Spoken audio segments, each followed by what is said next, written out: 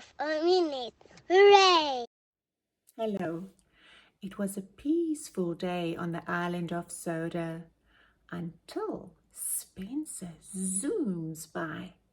That troublesome engine thinks he's better than everyone else. So, when he challenges Thomas to a race, Thomas hopes to prove him wrong. Let's read Hero of the Rails. Thomas and Friends, Hero of the Rails. It was a beautiful summer day on the island of Soda. The fields were full of flowers, and the birds sang sweetly in the trees. Thomas felt very happy as he quietly filled up with water. Suddenly, there was a whoosh and a clickety-clack as a silver blur roared past him. Fizzling fireboxes, peeped Thomas. What was that? Later that day, Spencer thundered up the track to Knapford Station. All the engines realized who had been roaring around the island. I'm here for the summer, Spencer puffed smugly. I have a very important job to do. The Duke and Duchess of Boxford are having a new summer house built. It has to be finished in time for their holiday. Cinders and ashes, huffed Thomas. Having Speedy Spencer on Soda for one day is bad, but the whole summer? That will be terrible. During the next few days, Spencer was very rude to the other engines. He forced his way onto Gordon's express line. He told Toby he was too old to be useful, and he even called Thomas a tiny toy tank engine. This was too much. Thomas told Spencer he could pull loads just as heavy as his. So Spencer challenged Thomas to a race around Soda. They would haul equal loads and see who could go faster. The engines met at the shunting yards at dawn. The whistle wailed and the race was on. Thomas and Spencer pumped their pistons as they whooshed along the tracks. As Thomas sped down a big hill, his brakes broke. He rolled faster and faster. He came to an old stretch of overgrown tracks that he'd never seen before and crashed through the bushes. Finally, he slowed to a stop, and then he heard a noise.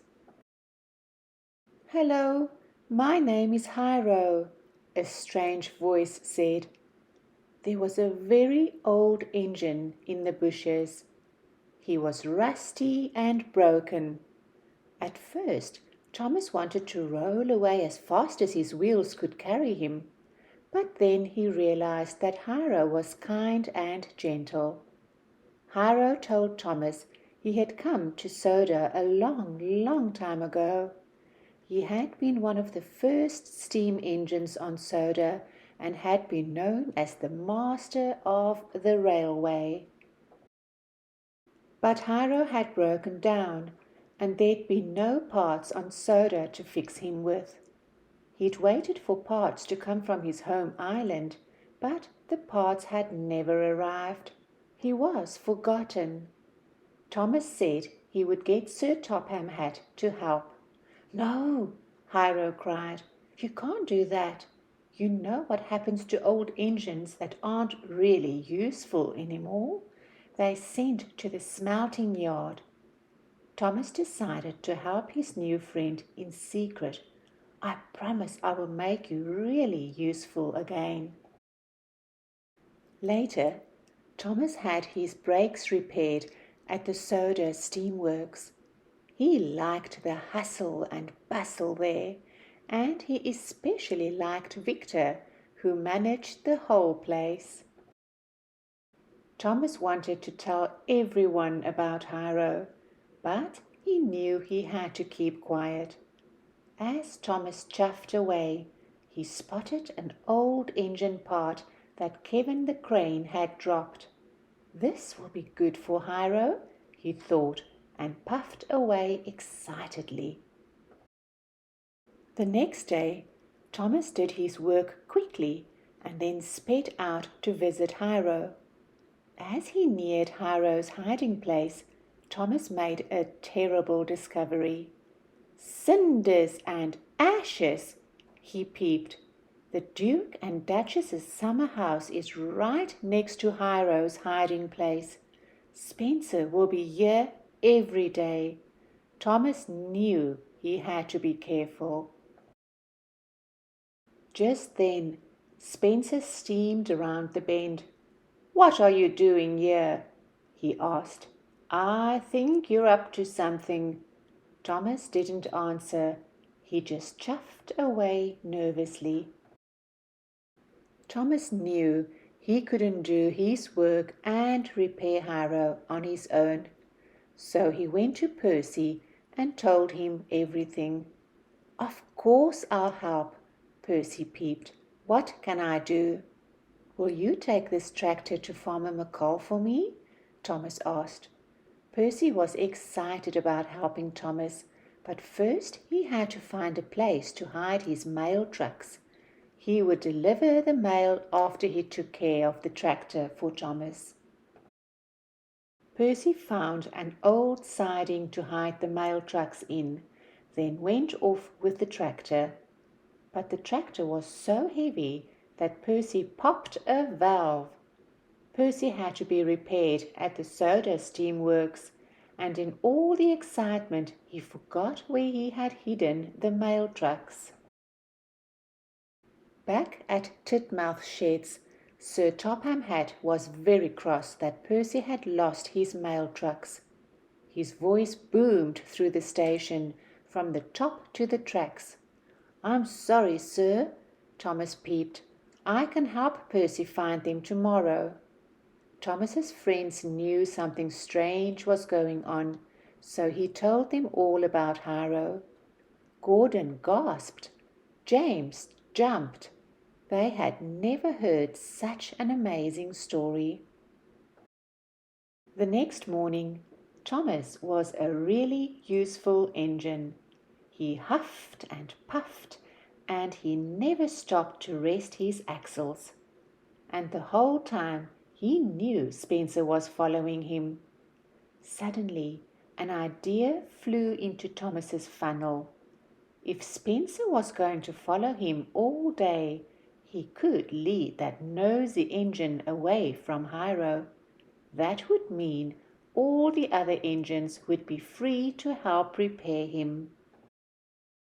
The next day, Thomas and Percy looked for the mail trucks as far away from Hiro as possible.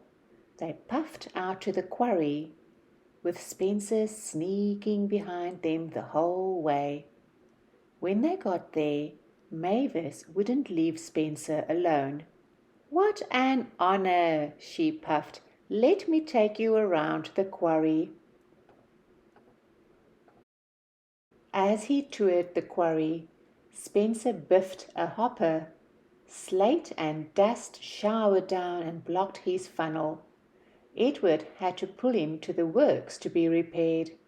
With Spencer at the works, Thomas thought it was a good time to take his friend to visit Hiro. Hiro liked meeting the other engines. He enjoyed Emily's stories and admired James's shiny red paint. But making all these new friends reminded him of old friends back home, which made him sad. "Don't worry," Thomas peeped. "Tomorrow Percy will bring the last part. Then you'll be ready, and you won't be alone any more." The next morning, Spencer found Percy's missing mail trucks near Hiro's hiding place. "These must be part of Tricky Thomas's tricks," he huffed, then raced back to Knapford Station to find Sir Topham Hatt. "Spencer, why did you take Percy's mail trucks?" Sir Topham Hatt demanded. "I didn't take—" Sir Topham Hatt wasn't interested in Spencer's excuses. He just wanted Spencer to return the trucks to Percy and get back to his work on the summer house. Spencer was mad. "I won't let Thomas get away with this." Thomas and Hiro were waiting for Percy to bring the very last part. Hiro was very excited. His firebox flared and his steam swirled. But then they heard Spencer coming down the track. "I've found you," he huffed. "Hiro, you can puff away from him," Thomas steamed. "Let's go." With a heaving huff, Hiro tried to race away, but without the missing piece, his pistons couldn't pump. His engine juddered and jittered. Metal parts popped off him, and he sputtered to a stop. Spencer laughed. "Is this what you've been doing, Thomas? Making a heap of metal for the smelting yard? Sir Topham Hatt will make sure he's sent there." As Spencer steamed away, Thomas felt terrible. Everything he had promised Hiro was ruined. He knew he had to find Sir Topham Hatt before Spencer did. Thomas and Spencer had the race of their lives. They steamed through tunnels and roared around bends.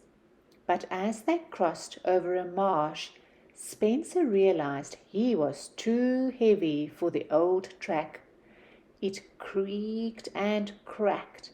Then the mighty Spencer slid into the muddy marsh. Thomas promised Spencer he'd get help. At Knapford Station, Thomas found Sir Topham Hatt with the Duke and Duchess. Thomas's wheels wobbled as he told them all about Hiro. Sir Topham Hatt was shocked. "You mean you found the master of the railway? He's terribly famous," exclaimed the Duchess. "Why didn't you come to me sooner?" Sir Topham Hatt asked Thomas. "I was worried, so I tried to do it all alone," Thomas peeped. "Well, you're not alone," said Sir Topham Hatt. "We must help Hiro at once." A few days later, all the engines went to see Hiro at the soda steam works. When he puffed up the track, they couldn't believe their eyes. He looked wonderful, as good as new. "Welcome back, Master of the Railway," said Sir Topham Hatt. All the engines blew their whistles. "Now go get Spencer out of the mud," said Sir Topham Hatt. Together with Rocky and Thomas, Hiro pulled Spencer from the mud. Spencer couldn't believe how shiny and new Hiro looked. "I'm sorry I thought you were a tricky engine, Thomas," puffed Spencer. "And I'm sorry I called you a heap of scrap, Hiro." With a mighty heave and haul, Hiro pulled Spencer all the way to the works. Spencer, Thomas, and Hiro huffed and puffed and worked together on the summer house. The Duke and Duchess arrived for their holiday just as it was finished, and they were delighted. Later, as they were resting their axles, Thomas noticed that Hiro was sad. "What's the matter, Hiro?" Thomas asked. "You have been very kind, the best friend I could ever have," Hiro huffed, "but I want to go home." Thomas knew who could help Hiro, and he went to find Sir Topham Hatt at Knapford Station. "Sir, I need your help," he said. "Hiro wants to go home. He misses his friends and his island." Thomas, you were right to ask me, Sir Topham had said. Tell Hiro not to worry. A few days later, all the engines gathered at Brendam Docks to say goodbye to Hiro. Flags and garlands fluttered in the breeze. It was time for Hiro to go home. I will never forget what you did for me, Hiro said to Thomas, and I'll never forget you. Soda will always be your home too, Hiro, Thomas puffed happily. As Hiro chuffed slowly to the ship, all the engines whistled farewell to their friend, the master of the railway. The end.